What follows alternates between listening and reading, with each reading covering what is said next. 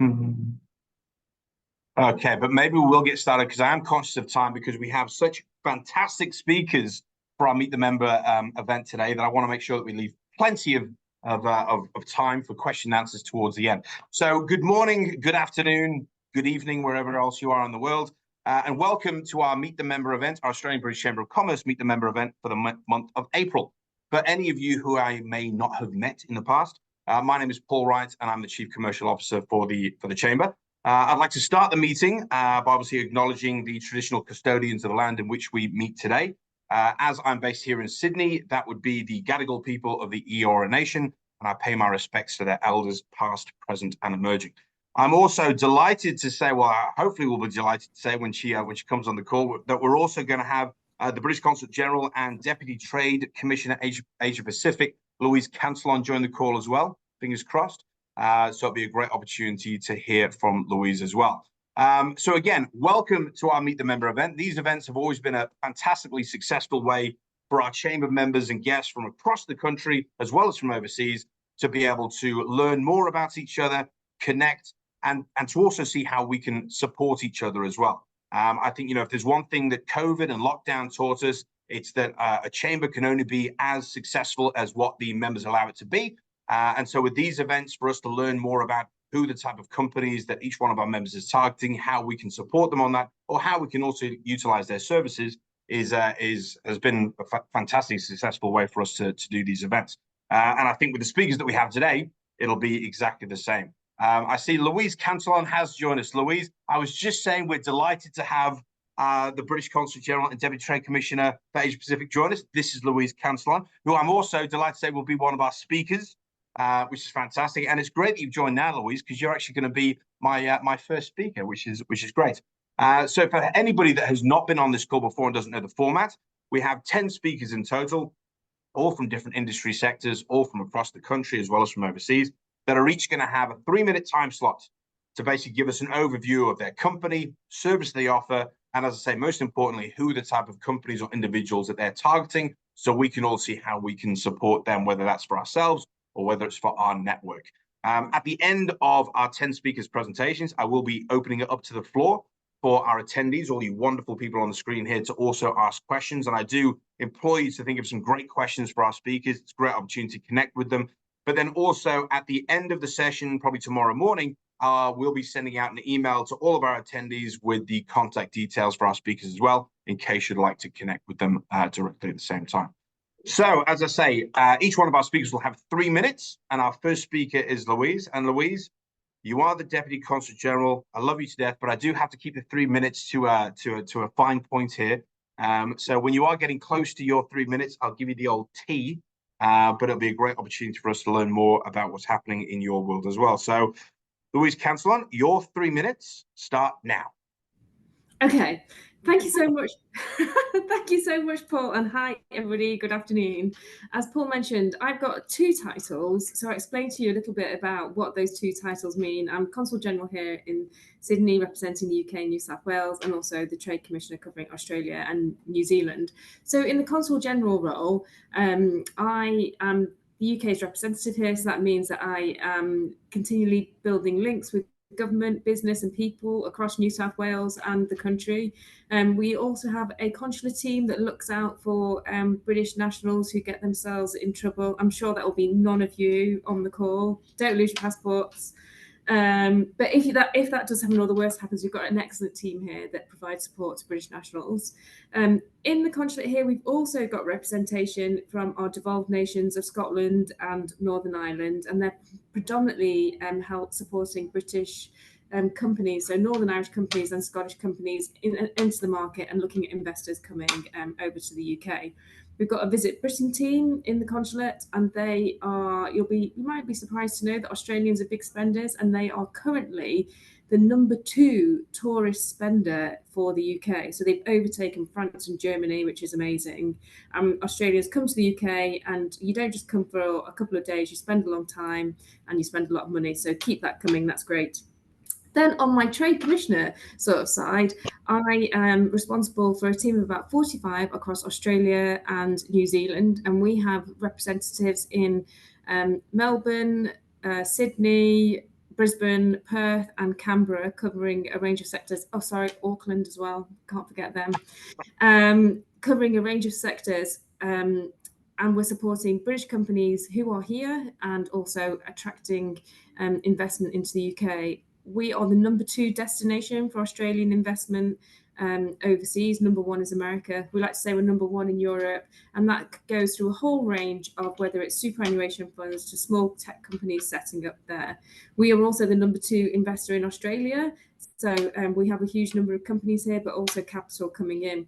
And we work hand in hand with the Chamber, with Paul and Tiki, to support your sort of business goals and ambitions. So that could be something from, trying to get equivalency for qualifications if you're in professional services, to lobbying the government for something, to introducing you to maybe potential partners here, or setting up a couple of meetings. It just ranges depending on what your needs are. But what I would say is we can't help you if we don't know about you. So knowing about you and the team getting to know you is key. We have a couple of big things that have happened since I arrived, not because of me, but is the free trade agreement, which was signed. Actually, it's coming up to a year now, and that provides a better platform for doing business between Australia and the UK. Mobility is a key area on there. We've got some fact sheets. I can send them when you send the email, Paul, if that's helpful. Mobility, access to procurement, dropping of tariffs, recognition of professional qualifications. These are all key things in there. And I know my time is up, but can I just say one thing? Because Jonathan, my deputy, would kill me if I did not mention the Westminster Bridge Network, which is a young person's network that we've put together for, it could be British people here, Australian, whatever, young future leaders who want to hear a little bit about what we're doing. We have informal gatherings, formal gatherings. Jonathan runs that, and things have involved like climate change around SailGP. We had a World Pride event. They're really interesting events. So we'll send the link to Paul and he can share that with you. And thank you so much for listening. Fantastic. Thank you so much, Louise. And of course, I'd give you additional time, Louise. You're the British Consul General. I mean, I'd get fired if I didn't do that. So thank you so much, Louise. That's wonderful. And as you say, yeah, more than happy to pass those links on in the email tomorrow after the event. So thank you very much. Our next speaker is Mr. Simon Marr. Simon is the Managing Director of Marr Contracting, one of our newest members as well, which is fantastic. So Simon, your 3 minutes, sir, start now. Thanks, Paul. Yes, hello, everyone. My name's Simon Marr. My company is called Marr Contracting. It's also known here in Australia as the Men from Mars. We are a third-generation crane hire business. We specialise in heavy craneage solutions, and we've been sort of trying to break into the UK market now for, it'd probably be close to 10 years, and we've recently won some really large projects there, which I'll get to in a second, which has been fantastic. So what do? We supply crane solutions. So we work in all different spaces. We operate globally. Some of the projects that the family's been involved in over the years have ranged from the Sydney Opera House to the Snowy Hydro, to most of the high rise projects you see around Sydney and in other states. But we really specialise in really heavy lift cranes, high capacity tower cranes, and we developed a specific machine called the M2480D. It's the largest capacity tower crane in the world, and maybe some people might have seen it recently. We did a project in Turkey called Çanakkale 1915 Suspension Bridge, the largest suspension bridge in the world, those cranes, some of those cranes are now working in the UK. So some of the projects we're working on here in Australia, for example, at the moment is Sydney Metro. We've been heavily involved in that project. I think we've been involved in 14 of the stations so far. I think we've done something like 16 of the TBM installation and removal, tunnel boring machine installation and removals with these cranes, which is something that's just never heard of anywhere around the world, using tower cranes to do this sort of work. We're currently working out Lostock, north of Manchester. We're doing a big waste to energy power station there in the UK. We're back at Hinkley Point. We were there about 3 years ago, and we're back there now at Hinkley Point, helping with the construction of the nuclear power station there. We're working on HS2 at Old Oak Common, which I think is the largest station in the UK. And we're doing some other work with another project called North London Heat and Power, which is a large waste-to-energy power station. So we provide really bespoke, different ways of construction. The cranes have been highly successful. They change the way you construct. It's fantastic Australian innovation that we're now taking to the world. We've taken it to the world for some time now. We've been operating in the, through Asia, through the Middle East, in the UK before, in the Americas. But we really see the UK as such a fantastic opportunity for us, and also for the UK to get the benefit for what we're bringing there. The free trade agreement, wow, fantastic! So excited about that. It's a great agreement for an Australian business to be able to come and compete in the UK market on an equal footing. I think there's some tweaking that still needs to be done to make life a bit easier for us to get people into the UK, and I'd probably like to speak to Louise about that. Yep, time's up. But we'd like to connect. Who we'd like to connect with? Engineers, architects, anyone where we can influence design, bring value to projects, and big construction companies. Net zero is coming up. A lot of work in the UK to do around that, and Australia. So hopefully, I'll meet some of you all, during our time as memberships of Paul's organisation. And thanks to Paul and also to the rest of the team there for helping us.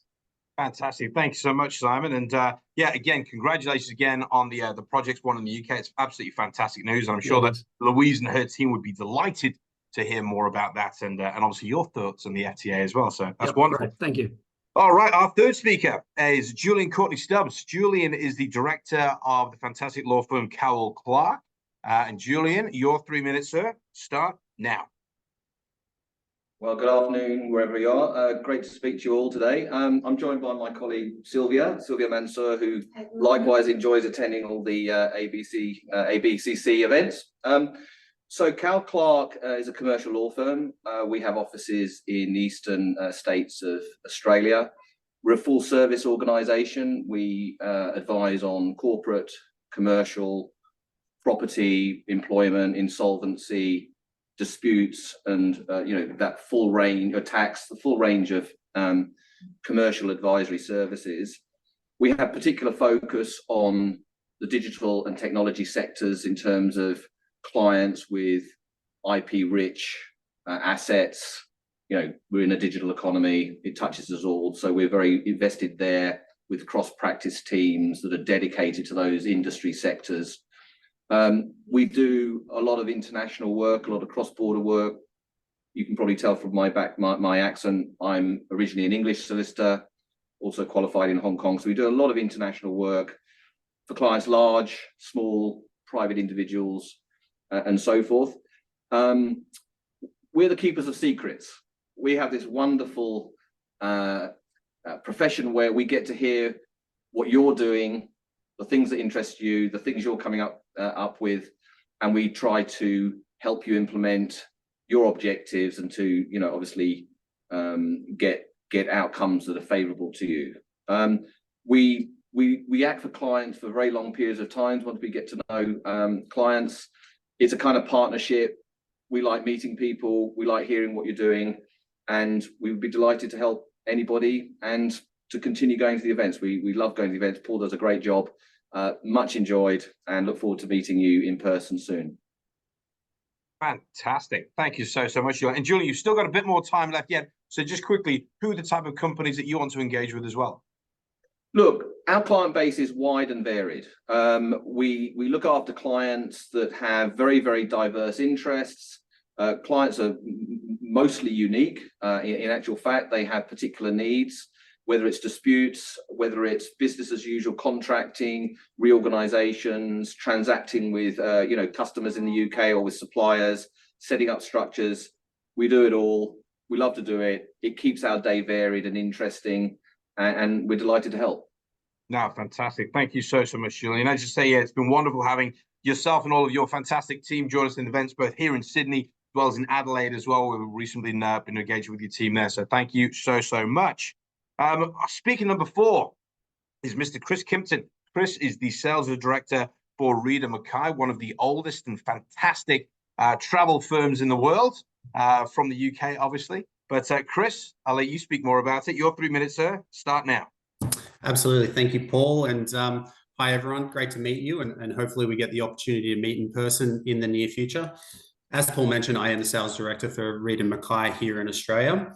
And Reed & Mackay we're a corporate travel management company that is a relatively new name to the Australian market. However, as Paul mentioned, we do have a heritage of 60 plus years of corporate travel being based out in the UK. And the company made the decision to move into the corporate market back in 1988. And across the past 20 or so years, we've really gone on a sort of continuous globalization strategy.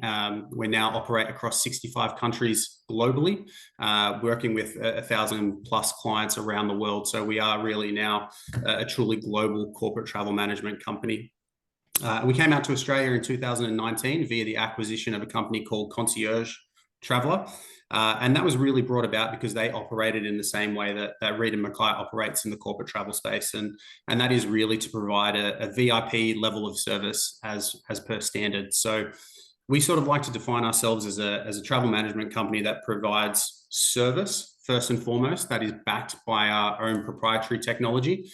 Whereas a number of other corporate travel management companies are sort of more tech focused and then backed by service. We really do like to provide that service upfront in the work that we do from our travel consultants who across the globe have 24 years of industry experience on average. So when you do choose to work with a company like Reed & Mackay, you are working with very, very experienced individuals who have a depth of industry experience.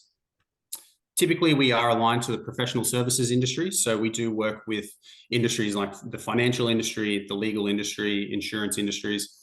We have, over the past few years, sort of expanded our remit somewhat, and we are now working with companies that operate in the sporting industries and in the media industries as well. So globally, we do work with 80% of the Magic Circle law firms globally. We work with roughly 50% of the AmLaw 100. And then from a sporting perspective, we work with the likes of Tennis Australia here. So did all the travel for the Australian Open and whatnot. We are working with the Australian Olympic team. So we'll be sending off all the Olympians to Paris. And then we also just recently, in the past few days, the exciting news for us is that we just signed a contract with Manchester United. So we will be providing travel services to them moving forward. We do work with all companies of all sizes, all shapes, though. So we do work with companies from an SME sort of level all the way up to an enterprise level. In terms of any introductions, if people are open to doing introductions, I'm more than happy to introduce anyone in my network as well. But typically, we do work with the likes of people in procurement, in finance, in human resources. Certainly more than happy to have conversations with any people within your businesses that may be traveling or any travel bookers. And thank you, Paul. Is that time up? Yeah. Time up. Thank you very much, everyone. And look forward to meeting you in person soon. Fantastic. Thank you so much, Chris. And well, congratulations on all the recent wins. And I mean, apart from Man United, I'm a Liverpool fan. So I'm, could have approached us, but never mind. No, great job. Thank you so much, Chris. Speaker number 5, so we're halfway through now. Speaker number 5 is Sue Pember. Sue is the founder, owner, and director of Aussie iOS Global Mobility Services. And Sue, if you take yourself off mute, and your 3 minutes commence now. Hi, I'm Sue Pember. I'm the founder of Aussie iOS Global Mobility. We are a relocation company, so we help people when they first move to Australia to get a rental property. I started the business 14 years ago, and during that time we've assisted many people to find a home all around Australia. We're based in Perth, but we deliver the services all around Australia, and we have consultants that deliver the home search work for us and the orientations in Darwin, Gladstone, Brisbane, Melbourne, Sydney, Adelaide, Hobart, and many other places in between. Our clients range from large mining and oil and gas companies. Companies that we've working with now and in the past include like Impex and Bechtel, Total, Halliburton. But we also work with private individuals. So we've been looking after a lot of doctors and nurses that have been coming from the UK, and helping them to find rental properties in this very, very, very tight market. And the way we do that is we have really amazing relationships with property managers around the country. We drop them a lot of wine, chocolate, and flowers, and we work with them to secure our clients' properties. A lot of how we work is just how a professional actor needs an agent to get them the role that they want. That's how your employees or any private individuals need that advocating to get them a rental property. Because most people come to Australia and go, oh yeah, you know, I'll be able to just wander into any real estate agent and say I'll have that one. But with the market being so tight, in Western Australia alone, it's, you know, a 1/3% vacancy rate, and that's taking into account the whole of the metro area, not just the really good school zones and places that people want to live. So it is extremely tight. So I'd love to talk to anyone who is moving employees or new employees over to Australia from overseas, or just anyone that you know in your network. We deliver our services for a large global mobility firm which is based in the UK as well, and we can actually outplace people to other places around the world as well. Fantastic. And Sue, right on 3 minutes. Look at that. That's amazing. Wonderful. Yeah, thank you so much, Sue. It's one heck of a job that you do, because as you say, the rental market right now, everywhere in Australia. We've actually got an event that we're doing on the housing market at the moment, and we're just saying, yeah, it's absolutely crazy time. So it's one heck of a job that you do there. So well done, Sue. Thank you so much. Now, everybody, we're halfway through, so I want people to start thinking of some great questions for the fantastic speakers that we've all already had. Now, if you don't want to do questions, though, you can also do that in the chat box. If you go to that function on the screen as well, if you want to put anything inside there. But our speaker number 6 is the fantastic Dylan Rowland. Dylan is the Chief Operating Officer for Taste Food Distributors, a wonderful partner of the Chambers. And Dylan, your 3 minutes, sir. Start now. Thank you, Paul. Hello, everybody. Taste Food Distributors. You're thinking, taste what? What are we tasting here? Well, if you think about, we like to think about it as a taste of home. We like to bring a bit of nostalgia and create a sense of belonging. So we're an importer and distributor of British and Irish foods. And when you think foods, well, what kind of foods? Well, just think back to your childhood. And I'm sure anyone who is hailing from the UK or Ireland will know things like, you've got your own favorites. So you'll have, think about Cadbury's Flake, think about Walnut Whips, think about maybe the English version of your Cadbury's Dairy Milk or your cream egg at Easter. What do we get a delivery of this week? Monster Munch, Hula Hoops, Quavers. You know, I'm seeing a few people just going, oh my God, I love those. So everyone's got their own favorites. And that's what we do. And we just bring joy to people's lives who are living overseas. And so it's a wonderful industry to work in. We supply the major supermarkets. We also supply the likes of IGAs and smaller independents. But also we've got our own online site. So we go B2C. So if you look at BritishCornerStore.com, then that's you'll find all our selection of goodies. But there's also Taste Ireland. So whether you're from Ireland or you're from the UK, then there's something for you.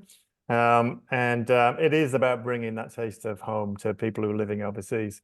In terms of like, who do we want to meet? Well, you know, we're a small business, but, you know, we're working with, if you're in the supply chain, if you're in distribution, if you're a potential supplier or customer, then certainly we're interested in talking to you.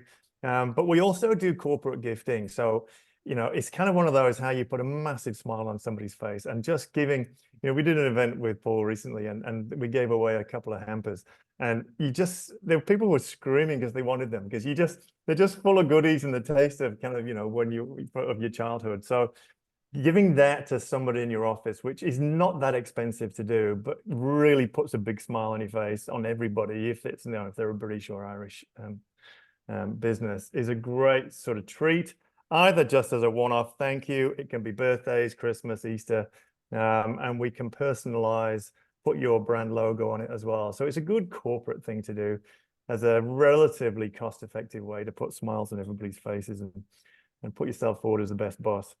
So in a nutshell, that's what we do. I believe I've got 20 seconds left, and I'm going to hand you back those 20 seconds, Paul. Yeah, very much so. That's wonderful. But yeah, no, fantastic. And as Dylan was saying, we did a Christmas party at the Diageo's offices where I think maybe a few of you guys attended that, and we gave away a couple of those fantastic Brit boxes that Dylan had produced, and as you say, you know, it takes you back to the Curly Whirlies and the Monster Munches and all that sort of stuff, and everybody just hopped up on sugar and Christmas cheer. No, it's fantastic. So thank you so much, Dylan. Speaker number 7 is Robert Scarborough. Robin Scarborough. Robin is the managing director of Studio Space. Again, one of our newest members to come on board, which is fantastic. And Robin, your 3 minutes, sir. Start now. Hey, great. So thanks, Paul and team, for the opportunity. And hi, everyone. Look forward to connecting, hopefully, with lots of you in person at some point soon at one of the events. So I'm Robin Scarborough. I'm co-founder and managing director of Studio Space here in Australia. I'm based in Sydney. Our business primarily is based across UK and here in Australia, so very much in the two countries. Studio Space is the on-demand marketplace for marketing, digital, and creative services. So to put that maybe in simpler and more relatable language, some of our clients describe us as like a dating app that they use to find the best marketing, digital, or creative agencies to work with on their projects. So those projects could be things like a marketing campaign, a brand refresh, a new website, the design and build of a new digital product. It's those sorts of things that they come to us for when they're looking for an agency to help. Our clients are partly big brands like TAL, Google, Jaguar Land Rover, News Corp, but also up-and-coming brands and mid-market companies that want to work with the very best specialist agencies on their marketing and their digital initiatives. We have a growing network of 300 of the best specialist agencies globally, with 100 of those based here in Australia. All of those agencies have been vetted by us. They're all independent, founder-owned and run agencies that we've handpicked. There are no big holding group agencies, no big consulting firms. Not that we're against those, but it means that our clients always get deep specialism, real quality, great value from the agencies that they connect with. Our clients are typically marketing or digital leaders in large corporates or mid-market companies, and our team of agency experts and our marketplace platform help them to make it easy to match with the right agencies for their projects. We also minimize any friction around supplier onboarding, contracting, and risk and compliance of those suppliers. So clients can work with any of our agency network through a single flexible supplier contract that they set up with Studio Space. They don't need to onboard a new supplier each time they work with a different agency. And all the admin and billing is handled simply through Studio Space as their single supplier and single point of contact from a supplier management standpoint. We also stand behind the quality of all the agencies and effectively guarantee that the client gets what they've briefed at the standard that they expect. Lastly, I think it's probably kind of what makes it an easy thing for clients to at least try out. We don't charge clients anything to brief or work with our agencies. So our agencies only pay Studio Space when they win work. It's the agency that's paying. And they do that because they value access to new opportunities with great clients that are a fit for them, work that they wouldn't have seen otherwise. So very keen to connect with marketing, digital leaders, big corporates, mid-market companies. Thank you, Paul. I saw that was time. I think I've said everything, but yeah, appreciate the opportunity. Look forward to connecting with all of you at some point. Fantastic. Thank you so much, Robin. As you say, it's such an exciting time for us to have yourselves as new members of ours. I can see there being a lot of opportunity, both from the supplier side of things and also a customer side. And yeah, fantastic work that you guys do. So thank you so much, Robin. Speaking number 8 is Anju Awal. Anju is the Assistant General Manager at Sundram Business Services, a wonderful member of ours. It's been a member of ours for the last 3 years. We've done so much with you guys. So looking forward to hearing your 3 minutes as well, Andrew, and your 3 minutes commence now. And you're on mute. Sorry, yes.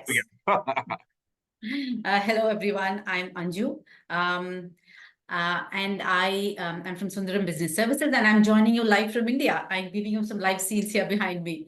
I had the business development at Sundaram, and very happy to be a part of this virtual meet and greet. Like Paul mentioned, I've been, a part of their personal meets, and I'm glad for this opportunity. So as a company, we are a business process transformation company, and we provide bespoke outsourcing solutions to clients across Australia, New Zealand, and the UK. So also to add some credibility, we are the international arm of a billion-dollar financial conglomerate called Sundaram Finance, which has a 70-year-old legacy. So to say that, in this crowded outsourcing market, we stand out because of our risk appetite and, the values that we stand by. We've been in Australia for over 20 years now, and we've, sort of provide finance back office. We are the end-to-end finance back office for many companies. We work in the spaces of finance and accounting, SMSF back office, mortgage, portfolio management solutions to corporates and various industry types, and, also small and medium-sized accounting firms. So we work as a true extended model, so to say, and we have clients that are spread across Australia, Melbourne, Sydney, Brisbane, Perth, etc. And to just name a few clients that we work with are, KPMG, Pitcher Partners, Findex, Mazars, Premium, and many corporates. So the secret sauce, I would say, is we are industry agnostic. Any client, any corporate we can become their back office. We can take on your mundane bookkeeping activities, so you can focus on more strategic initiatives and client-facing activities. We worked with over 100 clients in over the last 20 years. We worked with over 100 companies, and currently work with about 40 odd companies. We're a team of about 400 that sit out of Chennai, and we have a BCP center close to Mumbai, which sort of acts as that sort of ensures business as usual. So what is it that we do different from the other outsourcing setups is that, we take care of your hiring, training, and retaining of your resources. So, as clients, you don't have to have the headache of managing attrition, people or processes. So we are able to, and as Sundaram is sort of an employer of choice back in India, we are able to attract that talent, retain them. And what we do is we have something called Center of Excellence and a skill development team that constantly churn out these skilled resources that are up to speed in Australian accounting standards, and hence, we're not totally bogged down by the attrition that sometimes, that is quite rampant in the industry now. Apart from, and what is it that, we bring to the table for our clients, apart from cost savings, which is obviously the case, I think we call ourselves the efficiency ninjas. We sort of handle your tasks and we optimize them. So it's not, and why are we able to do that is because we've worked with multiple clients across similar spaces, and we're able to bring that, I see that team. Give me a minute. Yes. So yes, we are able to bring you those cost efficiencies and the process efficiencies. And of course, we tick the basic boxes of, keeping your data safe. Like Julian mentioned that he's a keeper of secrets. We are a keeper of your data secrets. We keep them absolutely safe. And incidentally, I will be visiting Australia end of this April, the last 2 weeks. I'd be happy to catch up over coffee with any of you. Thank you so much for listening, and thank you for the extra time. Thank you so much, Andrew. That's wonderful. And as Andrew was saying, yes, you will be here towards the end of the year. So great opportunity. And I'll be sending out Andrew's contact details along with the rest of our speakers' contact details as well for you guys to engage directly. Now, only 2 more speakers left. So please start thinking of some great questions, or again, use the meeting chat mode inside this inside Zoom as well. So speaker number 9 is Mr. Greg Levin. Greg is the Managing Director and Lead Consultant at Human Intelligence Squared. And Greg, you've done this before. You're an old pro, so I expect you to be 3 minutes on the dot. But Greg, your 3 minutes, start now. Perfect. Thanks, Paul, and thanks everyone for joining. I'll see what I can do there as an old hand. But yeah, representing a new company. So in October last year, I started my own consulting company, which is Human Intelligence Squared. The reason I started this is essentially I see a gap in the market in outsourced business development. So following Andrew is actually a really good opportunity because they're outsourcing HR finance In Australia, there isn't anyone that outsources business development, pre-contract sales management. It's essentially done in-house or through owner operators. There's a few bit parts, so there might be support with tender management, there might be digital leads with organizations like ZoomInfo, etc. But there's no one that will go end-to-end lead generating, representing you at networking events, building trust with potential prospects and converting them to clients, and helping in that tender management, proposals, quotes, and commercial modeling to make sure that your business succeeds. So I wanted to start Australia's first company that actually does outsourced business development. The concept is pretty simple. It's on a fractional basis. So whether you need sales capacity and capability for anywhere from as little as 4 hours a week to 1 FTE, I can support you and I can grow my team behind that to help other businesses scale. So as I mentioned, really, it's anything in that pre-contracts, business development, lead generation. What I've heard a lot is, companies don't have capacity to attend events like this, so they'll join a networking chamber, and after a year say, well, we got no value because they weren't able to attend events, they weren't able to attend meetings, they weren't able to actually grow their network from, which was the intention when they started. So I can do that as well. I can go to conferences, events, and the team can represent you and your company on your behalf. Essentially, we're embedding capability into your organization, taking on your email address, your company, your title, and presenting BDMs on your behalf. The benefit is that it's cheaper, they're off your payroll, they're efficient. We're getting work done in 2 days that might take 2 months if you've got an internal business development manager. So I'm really looking to connect with anyone working in the B2B space, predominantly in the services industry, selling time, talent, and product, not so much in the transactional market, selling bits and pieces, valves, and etc. Looking really at that service industry. And although I'm sitting here in Perth today, in the 3 or 4 months that I've been in operation, I've supported clients and working across Canada, Sub-Saharan Africa, and nationwide in Australia. So the reach that it's able to be achieved from behind the desk here is all because of the concept of the business, which is to build capacity for your company through personal relationships and a trusted network. So we're not using the digital infrastructure, artificial infrastructure. We're using, yeah, I see that one, Paul. We're using trust and human-to-human relationships to actually generate those early leads and get people to want to work with each other. Thanks a lot. Fantastic. Thank you so much, Greg. And as you say, yeah, great for particularly those companies that are, say, expanding out of the UK that don't have that sales force on the ground here, but they need to have people on the ground here. So a wonderful service that you offer. So thank you so much, Greg. Now to finish it up with a bang, no pressure now, Cameron, but it's all going to rely on you now. So our last speaker is Mr. Cameron Nicol. Cameron is the head of commercial for Sydney FC. The power that is Sydney FC. I know we've got people from Perth and Melbourne and Adelaide, the UK on the call, but go on, Sydney FC. Fantastic partners. And Cam, I'm setting you up right for this one now. Your 3 minutes, sir. Start now. Thank you, Paul. Lovely to meet you all, some of which I've already spoken to and met at functions, but lovely to meet you all virtually. Sydney FC, we're the #1 club in Australia across most of our metrics, if not all, and that's not a boast, that's a fact. We've won 33 trophies in 20 years. We've had certain players such as Dwight York, Alessandro Del Piero, Sam Kerr, Caitlin Ford, just to name a few that have played for us. We currently have Courtney Vine, the Matilda star. We have the dancing wiggle, Andrew Redmayne, as well as a couple of UK stars in their own right as well, Joe Lolly, the Midlands finest, and also Jack Rodwell as well, that are plying their trade with us at the moment. Sydney FC is not more than just a football club. We are an entertainment product, we are a community product, and we're a business product. We stand on each of those 3 pillars very strongly individually, but collectively, obviously, we're a bit of a powerhouse, as Paul says. So I'll take that and run with it. Yeah. Now, in our entertainment products, we are, as I said, the #1 football club in the country. We've had 15 to 20,000 crowds at all of our matches, 500,000 across our socials, 800,000 across our digital network, 30,000 members, which is, all of these numbers are up and they are trending up. So just as a very basic example, Our members last year was 17,000. This year we're just under 30,000. That gives you a fairly good indication of how football is tracking and specifically how Sydney FC is tracking. Likewise with our community programs as well.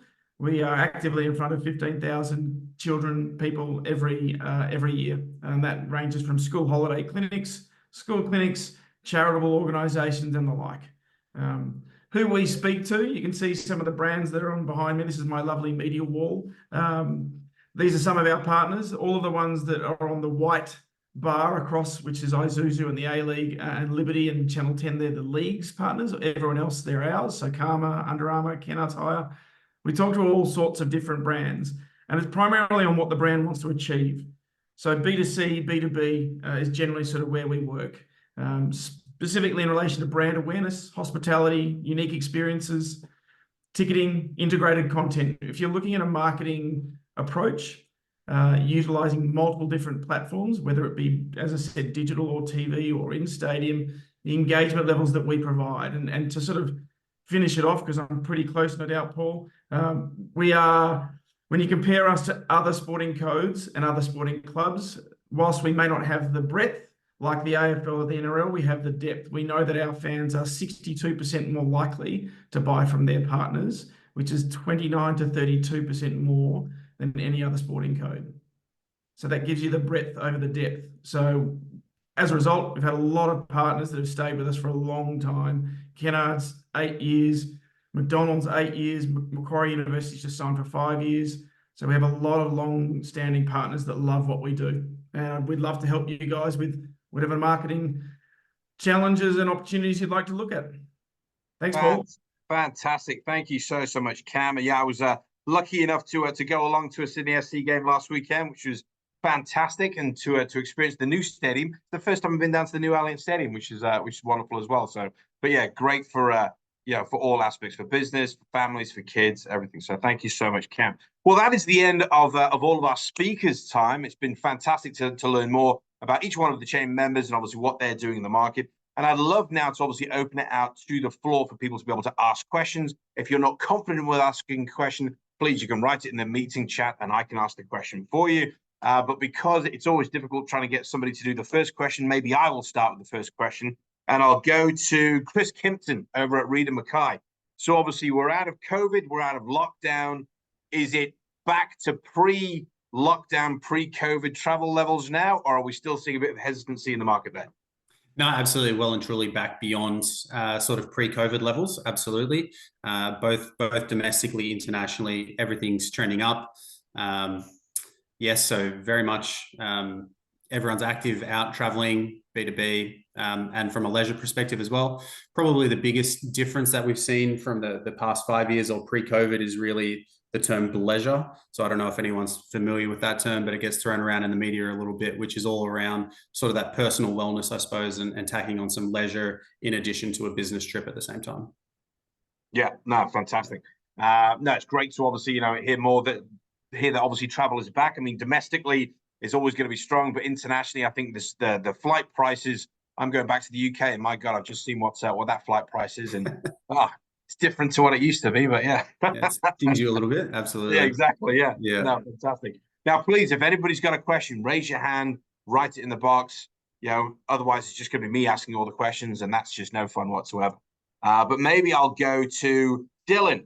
So Dylan, how are you actually finding the market as well for yourself? I mean, obviously, corporate gifting is a bit of a tough one at the moment as well, because, I think a lot of people are still being a little bit reserved with the amount of money that they're spending, things like that. Everybody looking for a new thing. I mean, this is quite a new thing now, I think, for a lot of people, right? Yeah, but I think for us, it's not that people don't want to spend, because we are in that wonderful space where it's relatively cheap, cost effective to buy something of ours. And so it's not a big cash outlay. Our issues at the moment have been more caused on the Red Sea issues. And so there's been, the global shipping delays that are created on the back of, kind of minor things like container ships getting bombed down in the Red Sea. You just go, okay, you're going to be a brave captain who takes your container ship down the Suez Canal at the moment. So our issues have been more around, it's heartbreaking. We had a container of crisps and snacks all kinds of sort of treats from the UK arrive, and most of them were out of date because it took so long to get them here. So that's been more the issue rather than a demand from people, but we're working our way through that. And it did mean there were some great bargains for people with short-dated stock that we could sell. But yeah, for us, it's not the shortage of demand. It's more just, it's literally been trying to get the product here. And I work the warehouse is downstairs, and 3 weeks ago it was empty, like literally empty. And I'm glad to say it's now full again. So it's kind of, we're getting started with the global shipping is just starting to show signs of sorting itself out, but it's not quite there yet. So I think, you know, the things around, certainly with visas becoming a lot easier between Britain and here, you can get a 3-year visa now as a young person, and they've opened up the age bracket to older age ranges as well can come in. So we're getting young families come. So there's a lot more Brits, there's a lot more Irish coming into Australia. So that's only going to help, you know, kind of companies like ours, because people want to get that taste of home. So it's Exactly. yeah. Bondi is packed. Say again. Bondi is full. Bondi must be, I think, more Randwick and Coogee seem to be 90% Irish, I think, at the moment. I don't know. More Brazilian than Bondi. Nobody lives in the Shire anymore. You know, that's where I live. But that's awesome. I think they've doubled the number of Irish visas for young people coming in this year. Yeah. So if you think it's packed already, there's a lot more people coming. Well, that's a great transition, actually, because Greg, thank you very much for your question. Greg said to Sue Pember, with the tight rental market, what lead time do you need for a result? Oh, you're on mute. We usually suggest to clients, most of our corporate clients that are bringing new or existing employees over, we usually suggest to them, and we can organise this too, to put people in short-term accommodation for 4 weeks. A lot of companies do more, and we say don't do any more, because especially if people have children, then they can't enrol kids in schools until they've got a proper residential lease, unless they're going private schooling. So we always say just keep it to 4 weeks. And then what we do is, even from before they start, we start profiling them, looking at commutes, seeing if they need to consider schools, what their budget is, all those kind of things. If it's going to be a long-term move and they're going to buy, like get permanent residency and buy here in the future, we want to set them up to succeed in an area that they can afford to buy in the future as well. All of those kind of considerations. So it's usually properties are advertised at the most 4 weeks out of being available. So I'd say that's usually the timeline. However, what we've been doing for a lot of the doctors and nurses, especially that have been moving to Australia, because we deliver our services for Ramsay Healthcare around Australia. So a lot of the doctors need to be in a certain kilometre range for call out. And they may have come to Australia before, or it's very narrow where they need to live in the suburbs. So, and they get quite lean relocation packages in health. They usually just get a bit of a sum of money and then told to spend it how they want to. So what we often will do there is we'll even work with them prior to them arriving in Australia to secure them a rental property that they can come from the airport straight into, and we'll either set it up with hire furniture, or a lot of the time we'll even go to Kmart and camping stores and fit it out with all of that stuff, and then they can keep all of that gear instead of wasting the money on hire furniture. So that's been really popular, and with short-term accommodation sometimes being upwards of $10,000 a month, that really helps with those private individuals in those sort of circumstances. But most of the time it's, you know, a month short-term accommodation usually covers it. And I can see that the lovely ladies from Covito are in the chat, and we often use them as our short-term accommodation provider around the country as well. Oh, fantastic. There we go. Members using members, you see, that's fantastic. There we go. Wonderful. No, great stuff. Thank you so much, Sue. Now, Chris, I think Chris McIntyre from Mar. I don't know if Simon's on the call anymore, but I thought I'd throw a question to yourself for Mar Contracting instead. Obviously, you know, Australia infrastructure just keeps booming. But where are you seeing challenges in that market at the moment? Is it, you know, certain state bases doing better than other states, or where are the challenges that you're sort of facing at the moment? Is Simon still on the call? I don't think he is.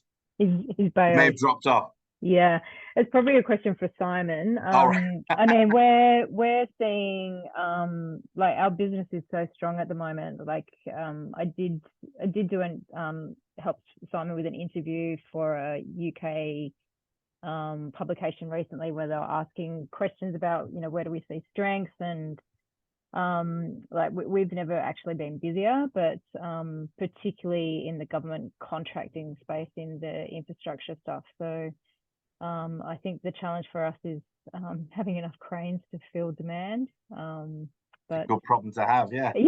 Yeah. No, I can definitely chase that up with Simon if no, fantastic. But I do have some questions for some other people. Great. Quick question for Sue. Do you offer your services for local, like we move some of our team around Australia? Yes. For short-term placement. I'm not sure if our HR team need help, but it's good to know if you do offer that service. Yeah, we often do a lot of short-term sort of property. So a few years ago, we did a big project for Boston Consulting Group, and they came over to they're engaged to sort of you know, cut a big company in half. So they were sort of started with a few weeks and then a few months that they were stuck in Perth in the 6-star Como Treasury, and then more people had to come and work on that project. So it sounds wonderful to be stuck in a 6-star hotel. However, that 28 square meter room or whatever it is gets a bit annoying after the first few weeks. So what we did then when those consultants needed to stay for 3 months, 6 months on that project, we went out and secured properties on 6-month leases, 1, 2, 3 bedroom apartments, and then the employees like the consultants moved into those, and they were a lot more comfortable because then their families could come over and visit and that kind of thing. Last year and this year we're working on a very large project, but last year we did 100 chefs that were mainly from the Philippines, moving to Australia for Sodexo. And what we did with that, because they were on 6-month visas, and when you're on a 6-month visa and you only need you can't get a rental property in your own name. So what we did is we rented those properties in our company name, then we subleased them to Sodexo. Then we furnished them with secondhand furniture, you know, fitted them all out, and everyone sort of had a room of their own, and then they're all working fly in, fly out. So that ended up being a cost per room to Sodexo of about $300 a person per week. And then they charge the employee $250 a week for that room, inclusive of all the bills and all of those kind of things. So it meant that they were in safe, secure accommodation, because what we often see, especially with vulnerable people coming here from the Philippines or other places from Southeast Asia, they're often very, they can be taken advantage of, and they'll get offered, oh yeah, there's rent a room with me, and then they'll get there and they'll realize that they're sharing a room with 4 other people, and when they're off at site, someone else sleeps in their bed and they get charged $200 a week for that, and then they get, you know, really promoted a lot of dodgy loans and, you know, and gambling and those kind of things. So it's really great thing for employers, especially with vulnerable people, to really control the housing to a certain extent, because then you've got really fit and healthy, loyal employees that want to, work for you and are coming to work, work ready. So that's something that we really focus on. That's been great. With a lot of those visas, they started on 6 months and then they had them extended for the 4-year visa. So then we're able to, they'd prove themselves over that 6 months. They had that rental history from us. So they're able to get their own properties from after that. So it's like a nursery for people renting. So that worked well. Or we're able to talk the property managers into transferring the lease over into those individuals' names. And that worked really well too. No, fantastic. Thank you so much, Sue. Now, Chris, did you say you had another question as well? Yeah, I'll be quick because I can see Bill's got a question. Is Louise still on the call? Because I was just wondering how we can Unfortunately, I engage. think she's dropped off because I know she's got another engagement that she needs to get to pretty quick. But Can we what I will be doing is I'll be engage with her sending through out you? Louise's contact details to all of our members as well. So great opportunity for you Great. to connect with her. Yeah. Thank you very much. Bill, you have a question. Bill from Transearch. Thank you, Paul. Hello, everyone. Bill Sakalaris. I run an executive search firm. My question was actually for Sue also. Sue's popular today. My goodness. Oh, good. We're bringing executives in from different parts of the world. We export executives to different parts of the world, and then we move executives around Australia. There is a certain expectation of, I guess, certain levels of accommodation that people look for because they are executives. Do you cater for that that cohort, and does it work sort of both in and out of the country and across the country? Yes, absolutely. So at the moment, we're currently looking after people who are after accommodation for $250 a week to clients with $4,000 a week budgets and everyone in between. And we've looked after a lot of CEOs and managing partners in our time of lots of global organisations. So all throughout Australia. So we can definitely do that. We've been doing that for 14 years, and we have really good connections with. So K2 Global Mobility, they're actually based in Guildford in the UK, and they're an amazing company that we actually deliver all the services all throughout Australia for them and have done for over 8 years now. And they deliver that full VIP bespoke global mobility in most places around the world. So we work with them very closely. It's very high end, but we also work with a lot of other smaller organisations as well, so to fit the client's needs. That's great. Thanks, Sue. Thanks, Paul.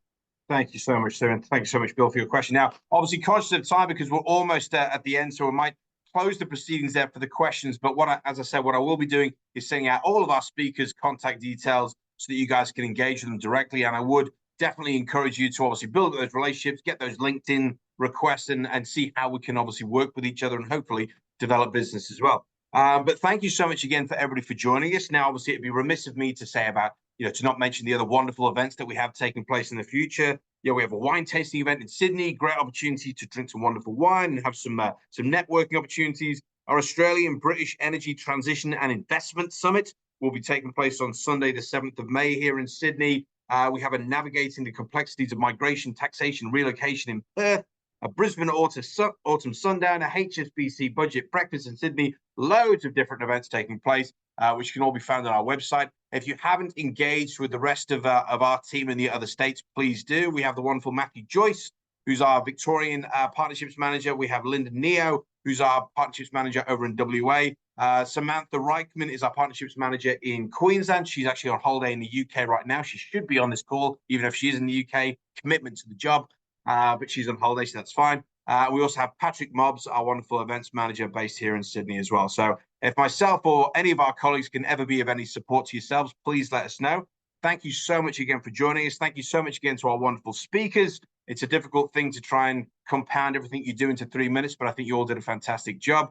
And as I say, hopefully you can all start interacting with each other, and very much look forward to seeing you all at an event very, very soon, or obviously our next virtual event as well. So for now, have a wonderful evening or morning or afternoon, wherever you are in the world. Look forward to seeing you all again soon. Thank you so much again. Thank you.